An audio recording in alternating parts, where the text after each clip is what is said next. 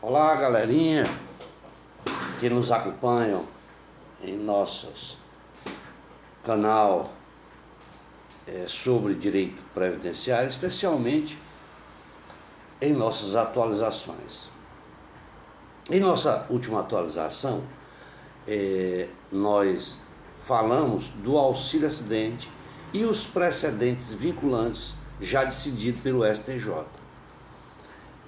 Hoje nós resolvemos falar um pouco sobre a inconstitucionalidade do redutor previsto no artigo 24 da reforma da Previdência. Antes de iniciarmos, gostaria de pedir a todos que nos acompanham, que ainda não fizeram a sua inscrição em nosso canal, que o façam, nos ajudem no desenvolvimento do canal, fazendo comentários, deixando seu like, fazendo perguntas. Eu ficaria muito agradecido a todos se assim o agissem. E aqueles que assistem pela primeira vez também, façam sua inscrição e nos ajudem. Ficaria muito grato. Bom, as alterações feitas com a promulgação da Emenda Constitucional 103/2019, que trata da reforma da Previdência, as que mais sofreram impacto foram sobre a renda familiar. É importante se destacar as novas restrições impostas à acumulação de benefícios previdenciários. Muito embora desconhecendo, muito embora muitas pessoas que desconhecem o inteiro teor das reformas introduzidas com a promulgação da Emenda Constitucional 103/2019, que é a reforma da Previdência, dentre estes diferentes pontos de alteração legislativa, a que tem maior particularidade e significância é o novo regulamento para a acumulação dos benefícios previdenciários.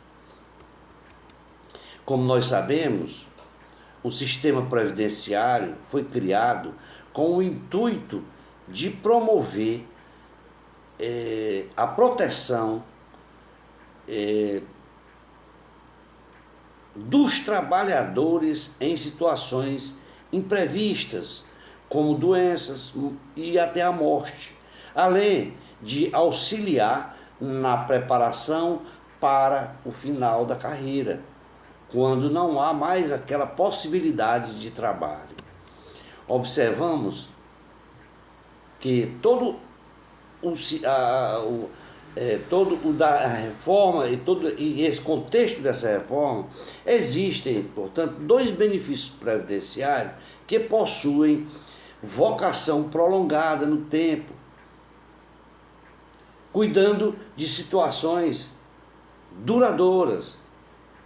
Ou seja, de um lado, há a aposentadoria, que resguarda o planejamento financeiro necessário para assegurar uma renda de subsistência quando o trabalho já não mais é possível, e de outro lado, há a pensão por morte, que assegura a renda ao núcleo familiar, que depende economicamente dos trabalhadores do trabalhador que veio a falecer.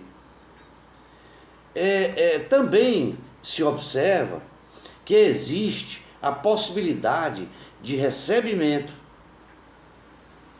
simultâneo de aposentadoria e pensão por morte, na medida em que cada membro do núcleo familiar busque desenvolver uma atividade profissional, contribuindo cada qual na medida dos seus vencimentos para o sustento global. De forma que foi tutelado pela reforma da Previdência, incluindo disposições expressas no artigo 24, que cuida das hipóteses de acumulação de benefícios e por uma mesma pessoa, conforme se vê. No artigo 24, ele diz que é vedado a acumulação de mais de uma pensão por morte deixada por cônjuge ou companheiro no âmbito do mesmo regime de previdência social, ressalvadas as pensões do mesmo instituidor, decorrente do exercício de cargos acumuláveis na forma do artigo 37 da Constituição Federal.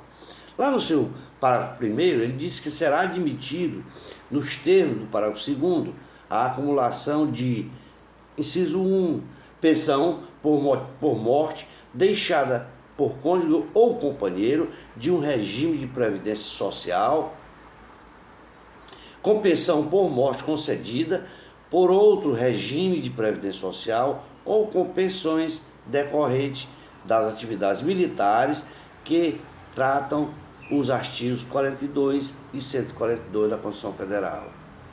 No inciso 2, diz que pensão por morte deixada por cônjuge ou companheiro de um regime de previdência social com aposentadoria concedida no âmbito geral da previdência social ou de regime próprio da previdência social ou com proventos de inatividade decorrentes das atividades militares que tratam o artigo 42 e 142 da Constituição Federal.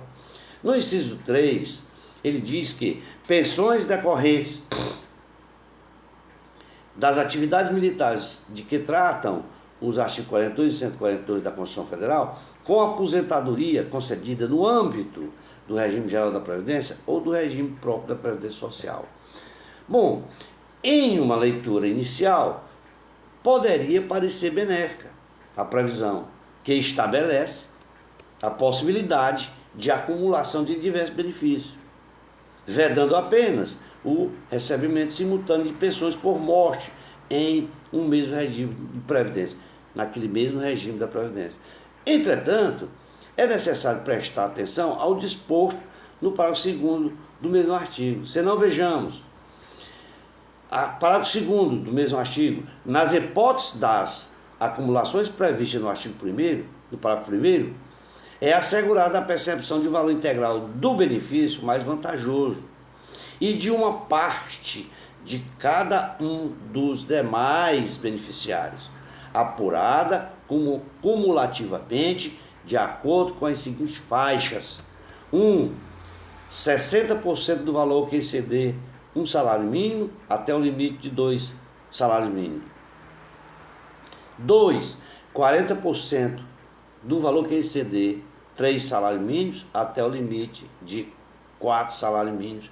E quarto, 10% do valor que exceder a 4 salários mínimos.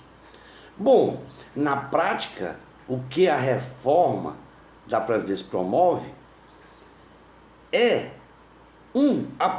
uma aparente garantia de acumulação de benefícios, porém absolutamente restrita quando se considera que cada benefício adicional estará sujeito a um pesado redutor no valor efetivamente recebido.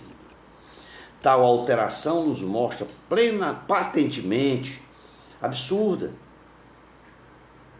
posto que limita benefícios diferentes, cada qual fruto de contribuições vertidas por diferentes instituidores, muitas das vezes em regime diversos.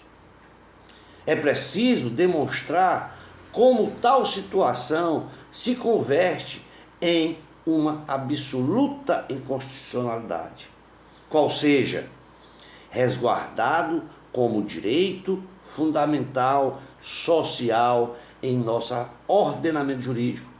Portanto, é preciso reconhecer que está sujeito à progressividade esculpida no artigo 2º do Pacto Internacional sobre Direitos Econômicos, Sociais e Culturais, ratificada pelo Brasil e incorporada no Decreto 591 de 92. Isto significa dizer que a proteção previdenciária deve buscar sempre a maximização do seu alcance, que seja vedado, em contrapartida, o retrocesso. No entanto, o que se vê é que o que a reforma da Previdência impôs foi instituir um redutor a benefícios plenamente acumuláveis, segundo a legislação nacional, incorrendo em inadmitível retrocesso social, proibido pela Constituição e pelos pactos internacionais firmados em matéria de direitos sociais. Em outro aspecto, podemos observar que a inconstitucionalidade, que não pode ser ignorada no que diz respeito à violação do parâmetro de igualdade interpretado sobre uma perspectiva de gênero. Nesse aspecto, que se busca evidenciar é a dimensão substancial da garantia de igualdade, que conclama uma igualdade e de oportunidade efetiva. A igualdade de oportunidade é uma dimensão importante no enfrentamento da questão, pois o que se coloca em risco com o artigo 24 da reforma da Previdência é justamente a possibilidade de que algumas pessoas, em particular as mais vulneráveis, possam buscar a plena efetivação do seu direito social à Previdência. As principais destinatárias da alteração promovida são as próprias mulheres, que estão historicamente sujeitas a uma dupla jornada de trabalho exaustiva, ou que, por vezes, dedicam-se exclusivamente aos cuidados domésticos. São essas mulheres, por vezes, elas que administram os gastos do núcleo familiar e dependem, em grande parte e medida, das contribuições de cada parte para permitir o custeio global da sua subsistência. Da mesma forma, serão elas as mais oneradas quando, em caso de aposentação e eventual falecimento dos seus cônjuges, se confrontarem com a repentina redução da renda familiar. Sob a perspectiva da proporcionalidade, que é princípio constitucional intocável à reforma da Previdência, tampouco se justifica. Primeiramente, é preciso se considerar que há alterações previdenciárias promovidas, porque o artigo 23 já havia cuidado da limitação de valor recebido a título de pensão por morte.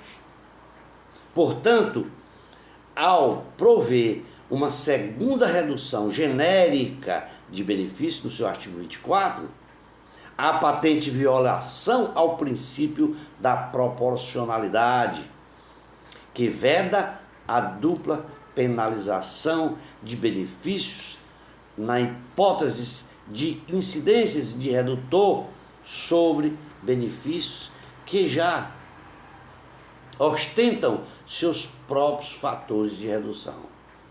Também se observa e se vê incompatibilidade quando aponta para a possível desproporcionalidade nessas hipóteses. Isto porque o benefício de pensão por morte é plenamente acumulável com remunerações ordinárias auferidas pelos trabalhadores em atividade. Assim, só haverá incidência do redutor após a aposentação, algo que não possui justificativa aparente e que contraria a perspectiva de proteção social.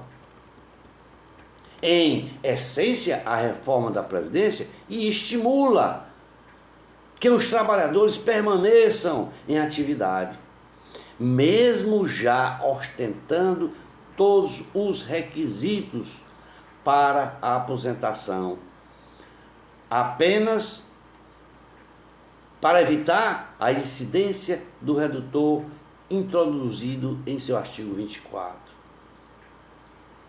Para finalizarmos, ressaltamos que é possível a arguição de inconstitucionalidade da norma por violação à irregularidade de vencimento previsto no artigo 37, inciso 15 da Constituição Federal.